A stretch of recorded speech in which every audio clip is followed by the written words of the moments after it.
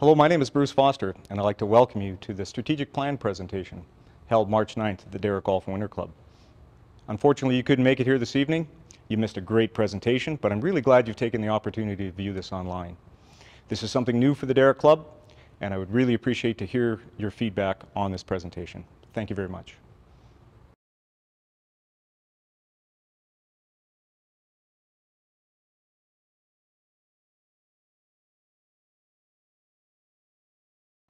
Thank you for attending this important information meeting and taking the time to take some interest in the affairs of the club.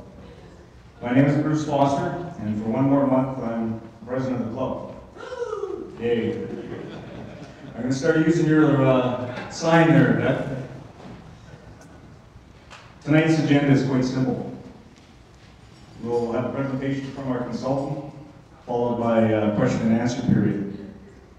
Please hold all your questions until the end of the presentation, when we'll open up the floor to your participation.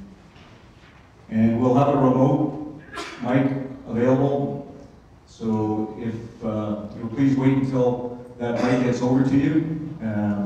Please state your name so we can record all the questions and all the answers. The presentation, as well as the question and answer period, will be recorded and published on our website for members who cannot make the meeting. I'd like to thank Chris Durham, a NAIT instructor, for arranging this, and also like to thank Sean McClune, who's working the camera, one of Chris's students. Note, the question and answer period will be filmed, and if you have any problem being filmed, just let let Sean know, and he'll turn the camera away, but we want to record everything as possible for the website presentation. At the beginning of my tenure, the board decided it needed to update the strategic plan. I'm very pleased to report that the board fully endorsed this process, and I wish to thank the board members for the additional time and effort spent through this year developing this process. This is an example, a little bit of paper that went behind this. You guys were involved in the survey, that's just a part of it. With the information presented at this meeting, a strategic planning committee is being formed to further investigate and develop the recommendations that our consultant will put forward tonight. In May of last year, we went out with an RFP, a request for proposal, of 5 companies that specialize in developing strategic plans for private clubs. 3 of them were from Canada and 2 of them from the US. And I'm pleased to introduce Dr. Derrick, who worked with us this past year and looked after the member survey that you all participated in. I have to comment that I really appreciate everybody's effort and time that went into that survey, because we had a tremendous result with higher than expected percentages of responses, so thank you very much. Mr. Ray, Dr. Ray Fiera, he's an associate professor at the Georgia State University for the past 15 years. He teaches courses in private club management, strategic planning, and marketing. He has published numerous research articles on private clubs in the top academic business hospitality journals. He has made numerous presentations on surveying private club members, strategic planning, membership development to club managers and clubs internationally. In addition to his academic experience, Ray has over 12 years experience as a general manager of private clubs.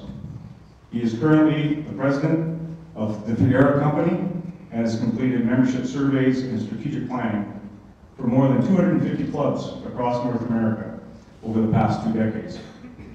Please welcome Dr. Ray Fiera.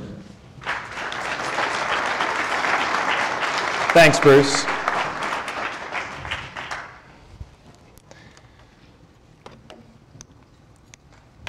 Well, this is a wonderful turnout. Thank you so much for coming to the presentation here. And it looks like we may have a little technical difficulty here. Oh, there we go. First of all, I want to talk a little bit about the process of doing the strategic plan. One of the things that we do, from a strategic planning standpoint, that we have felt has worked extremely well at many of the clubs we've done plans for, and also I think worked extremely well here at the Derrick, is at first we had a number of meetings with the board. So that was one of the process to determine, for example, what the SWOT analysis was for the club, which would be the strengths, the weaknesses, the opportunities and threats facing the club there.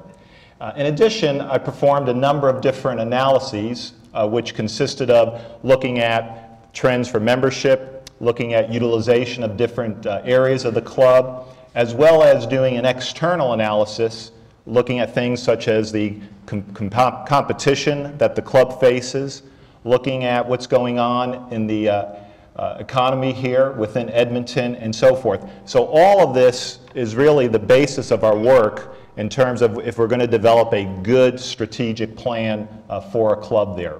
And so all of these were part of the analysis that I'm going to discuss. We won't be able to obviously present every single detail. As Bruce mentioned, you know, we almost killed the tree here with this report. There's a lot of data and a lot of analysis. And I don't think any of you want to spend about 10 hours tonight going through all of the specific details. So I've been told I had to cut it short and just kind of summarize the key points of the plans, because I probably would only have about 35 to 40 minutes of attention span here. So we're going to give you the short and brief report of the strategic plan there. So first of all, I just want to kind of highlight just a few of the key issues that came out of the SWOT analysis.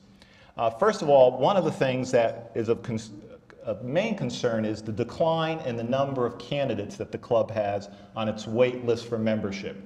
Now, for the last 5 or 6 years, the club has been extremely blessed in having a fairly large number of candidates on the wait list for both the athletic as well as golf membership. So as you can see, in 2008, you had 49 individuals on the wait list for golf and 52 individuals on the wait list for athletic.